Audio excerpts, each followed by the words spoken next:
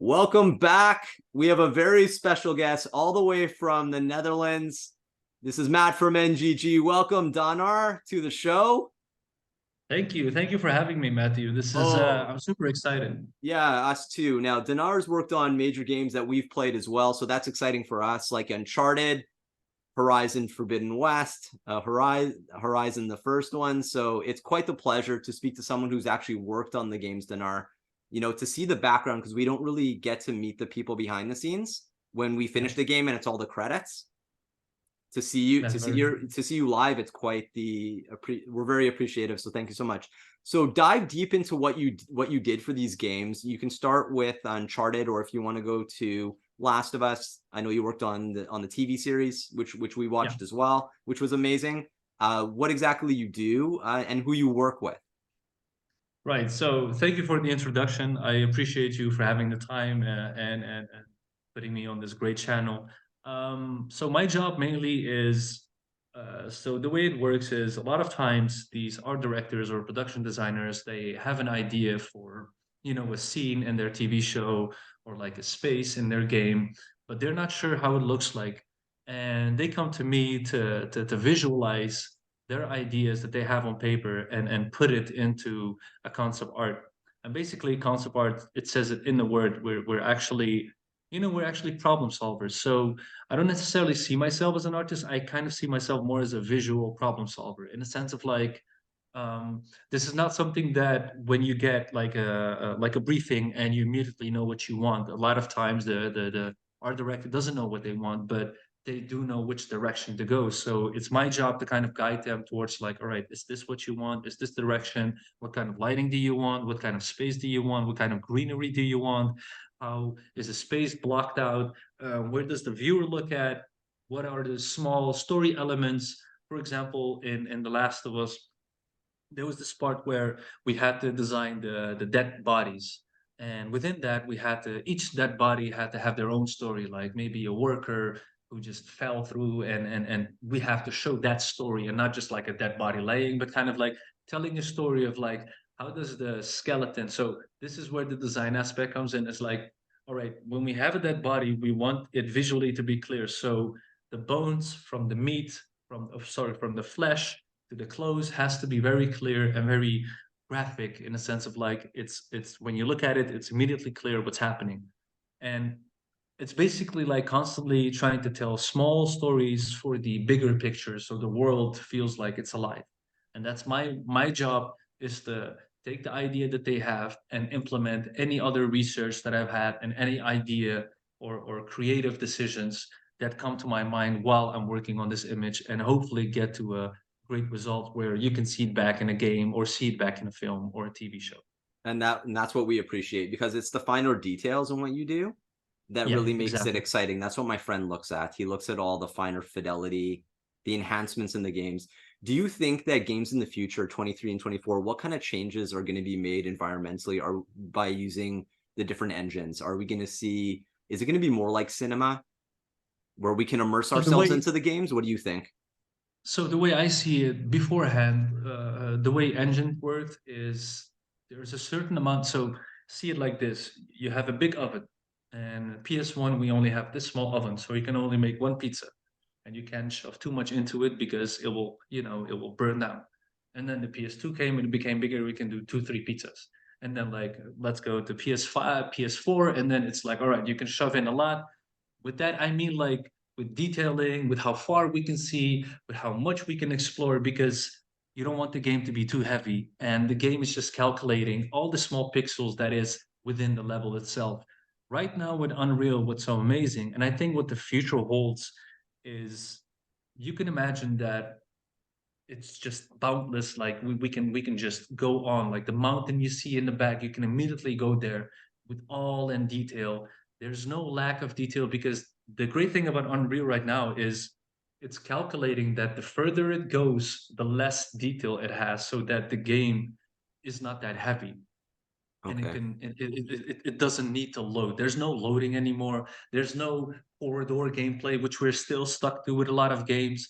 And most of the time right now, what the thing, at least for my opinion, we haven't seen the true powers of the next gen. And with that I mean like the next power of the next gen is it's not like seeing some particle effects. It's not like seeing some how do you say, some dust, some mist. It's more like seeing everything in very high resolution, and it doesn't block it doesn't make the game slower. It doesn't block you. It doesn't, you know what I mean? So in Yes. a sense of like next gen is gonna be, and what I'm pretty sure is they're also gonna incorporate AI in a sense of like, as a designer, you're like, all right, here are we have this world, the world of the elves, for example, and this is like 4 or 5 designs that we made as artists. You're telling the AI that, oh, and I think this is the future, is that individual players are going to have their own unique experience in this world because the AI is calculating while we are playing it. So this is something very interesting where I think it's in very early stages, but you can imagine it can save us so much time where we don't have to focus on the small parts, but we can focus on the big elements and the most important parts. And then you just tell the AI like, hey, listen, this is the direction we want to go. We want the player to feel like they have their own unique experience and their own unique way of going to the end. And it's the same thing for like, let's say if you play a game like Skyrim or something like a new version of Oblivion, where every individual character is AI, as in like they're actually living in the space, just like in Red Dead Redemption, but like times 1,000, where you can feel like this world is actually living. It's not waiting for me to be loaded. They're living while I'm playing it. So I Hmm. think the next big generational game is just like every console when it comes out, right? The first 5 years we're kind of like playing around, see what's what, and then there's gonna be that one game that's gonna break the whole idea of like, oh, okay, so this is the direction we can take into. And I'm pretty sure GTA is gonna be that. GTA, yeah, because we Yeah, haven't we hear I about haven't heard anything from it, but I'm pretty sure it's gonna be that. possibly at the Summer Game Fest. We're Wow. awaiting the PlayStation showcase on the 24th. It was just announced. So we'll Oh, really? see. Yeah, so we'll see what's we were waiting for it. What Sony was doing. Xbox is in June. So it's a day, It's it's interesting, right? 2 days It's before I interesting leave for because Hawaii.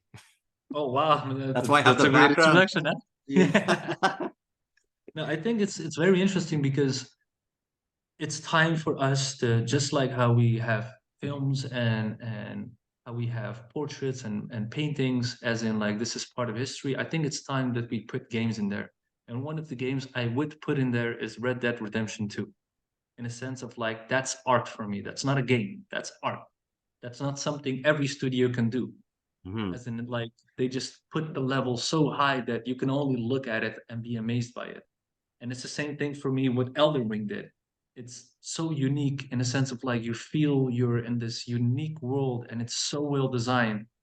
And it's stuff like this that, as a person who's 32 years old right now, I don't get excited that fast by stuff. But when I play a game and it makes me feel like a kid again, that's the stuff where I'm like, all right, this is art. This is not just a game I'm playing. Okay, that's how you see it, and that makes sense. And how did you get into the industry?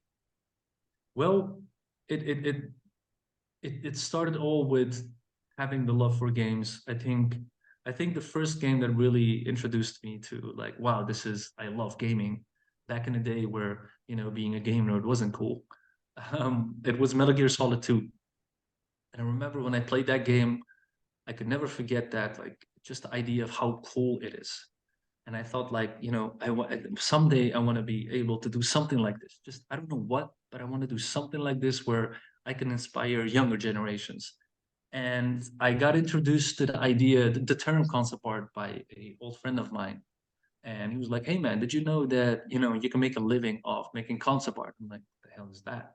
I loved films and games and everything. And then he showed me. I'm like, "Oh wow, so that's how games are made, actually drawn and painted on paper." And I've always loved drawing.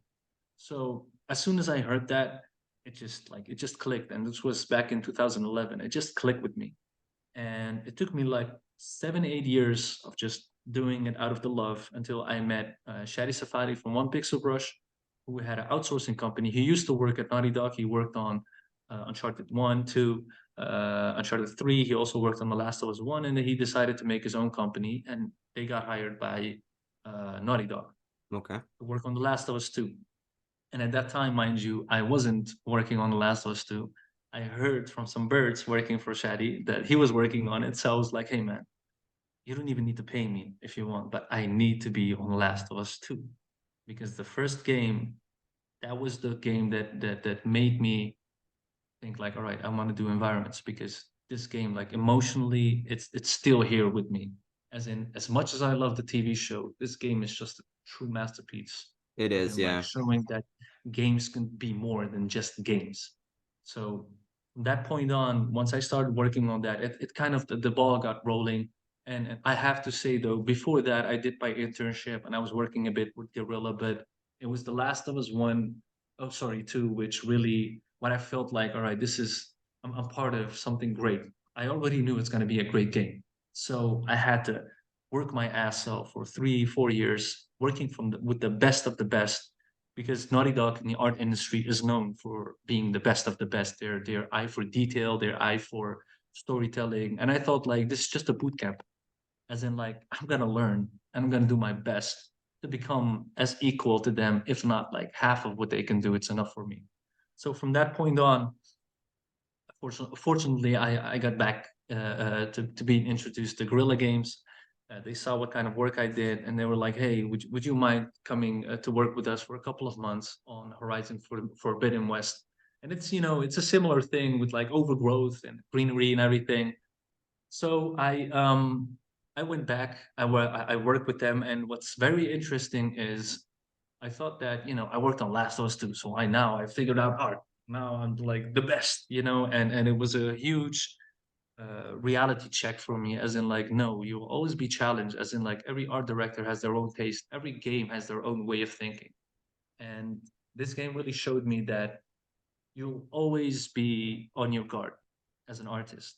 It's never like, oh, I have this in my pocket, because as you may know, at the end of the day, you're working with humans, and we humans, we're not really sure what we want until the end product comes out.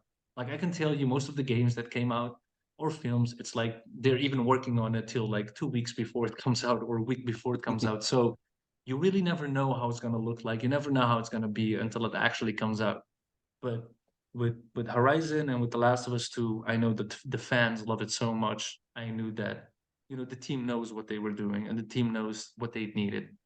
And fortunately, you can see it by the reviews. You can see it by how the players react to it. It's it came out amazing, and that's one of my proud moments, where being asked to come back to work with them, and then on the second one, it's like one of those things where you feel like, all right, this is great. This is like a family moment in a sense. It shows my growth from being an intern to being asked back again as a senior artist.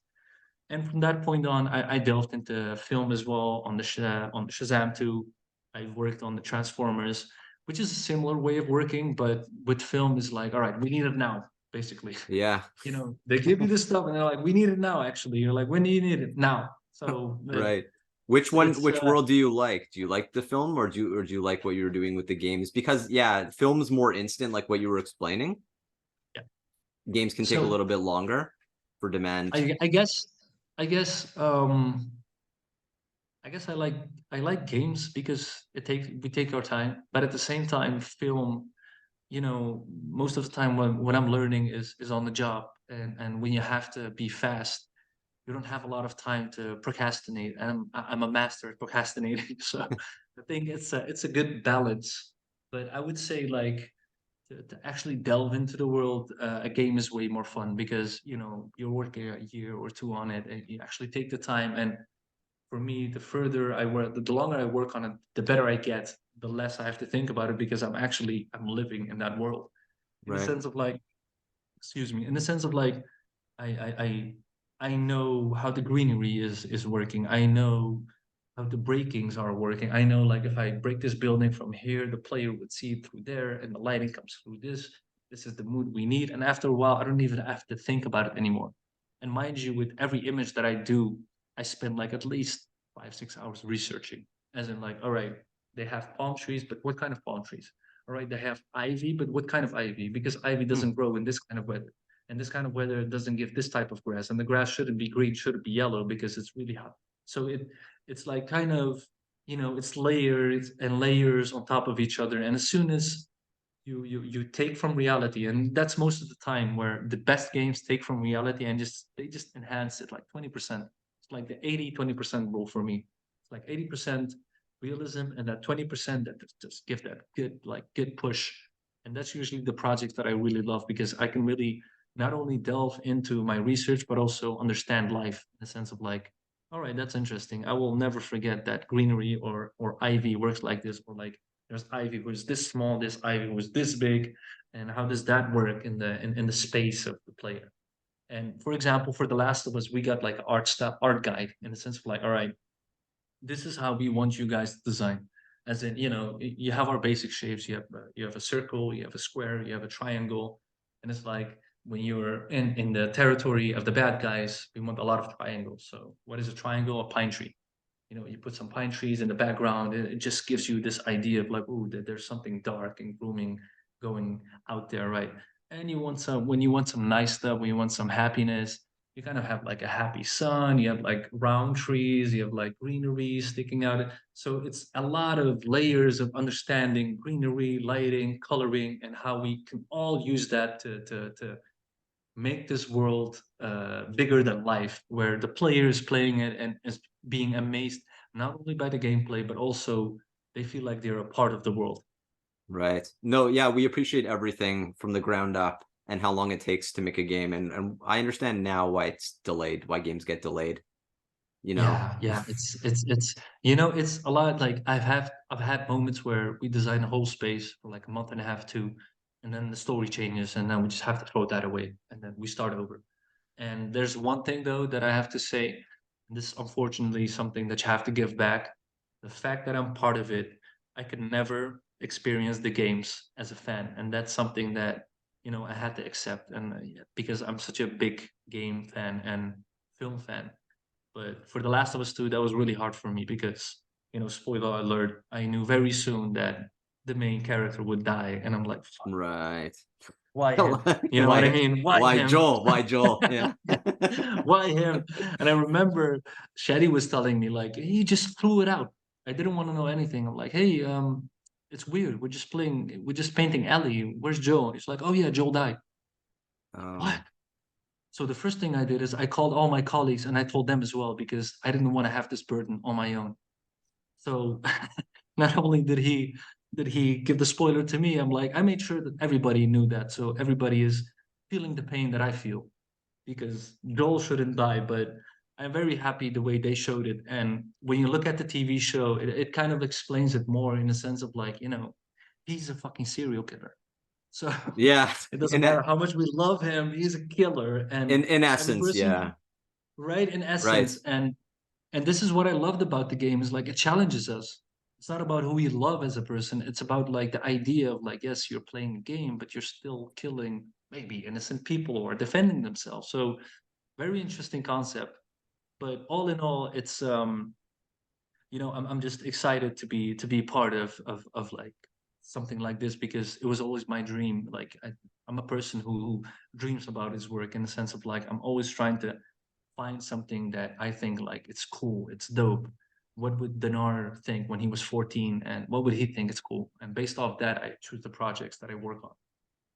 Yeah. That I was amazed that he died too, but I didn't know ahead of time. So I got the shock.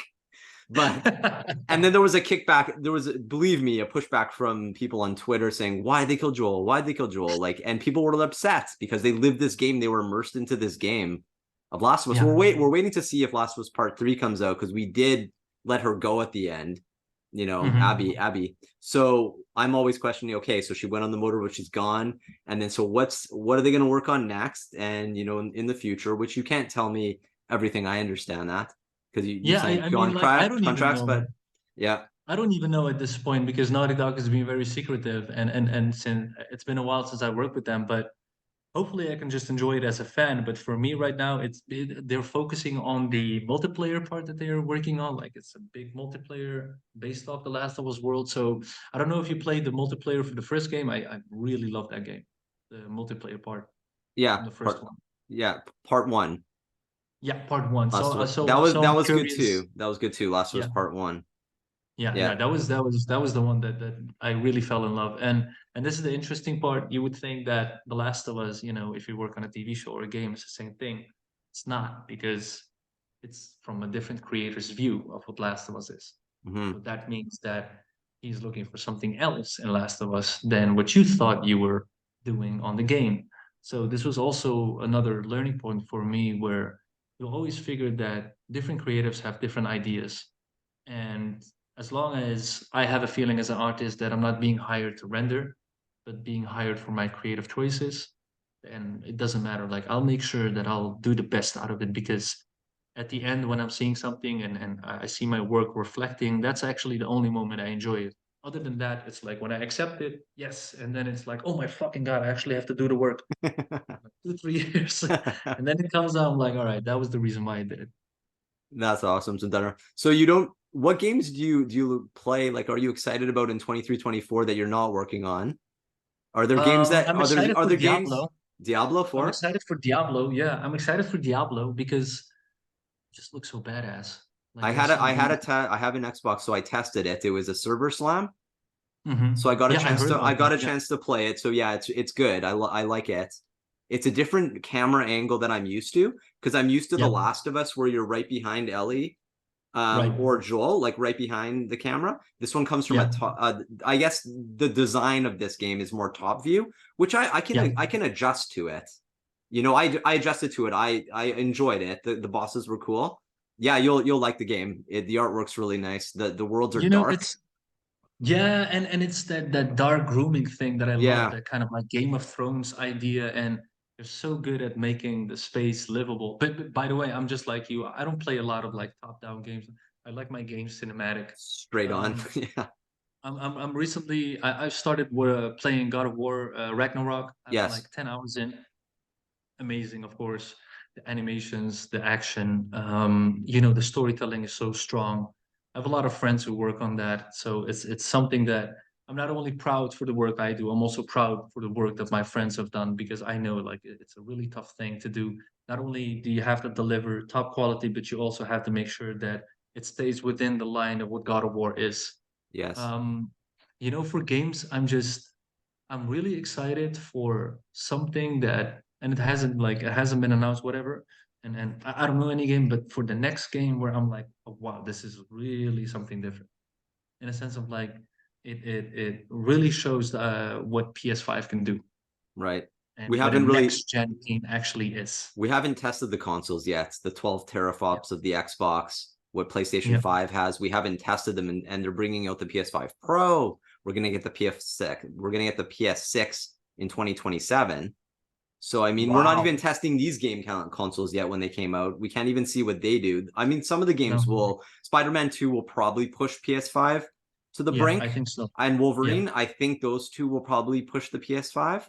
I'm not yeah, sure if Starfield's going to do it for Xbox. Possibly Hellblade 2 oh could do yeah, it, because Hellblade. the animation, facial animation, what we want to see in It's the future is more where you can see the person moving in the muscle definition going in and Yeah, out. That's what we're more interested to seeing.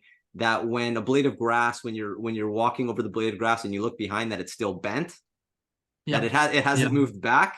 Or yeah. what my friend, he looks at more of this in tune, what I was discussing with you, when something explodes on the ground from a bomb, that it doesn't render over in the future. No, no, That it's it's there like when it's you go actual back. It particle. What you were Yeah, saying, that it's part of the living environment. Where exactly. Yeah. So, Yeah. so I'll give you an example, right? So, for example, right now when you go through grass, most of the time is just alpha images, and alpha is like a flat image. They put like 3, 4, 5 in the back, and like it kind of does this. What you can imagine with the next gen is like every individual grass part is its own thing, and it's gonna react individually on what the player does. And I think this is where AI comes into play, where it's gonna automatically calculate that for us, and we don't have to like code that and be like, hey, every time the guy's this. No, no, you just tell it once, like, this is what I want to emulate, and can you help make everything in that sense, like, right now, if you look at a tree in any game, like, doesn't matter what, they try to keep it simple because the world is so big. We can't have that much detailing. It's gonna make the game heavier. Whereas with next gen, especially with Unreal 5, and it's still growing, it's going to be individual particles, individual things that's going to wave individually. So my only question is, as a visual guy, is like, all right, we have all this realism, right? But I'd rather have studios use this tool to make like a really good stylized game, something like a Ghibli game or something where, you know, it's not necessarily realism that makes something good. It's the choice making of the visual design, as in like if everything is realistic, then I might as well just go outside. So what is the enhancement on top of the realism, right? And there's a reason why a lot of people love these older games because yes, they don't look realistic, but there's a love.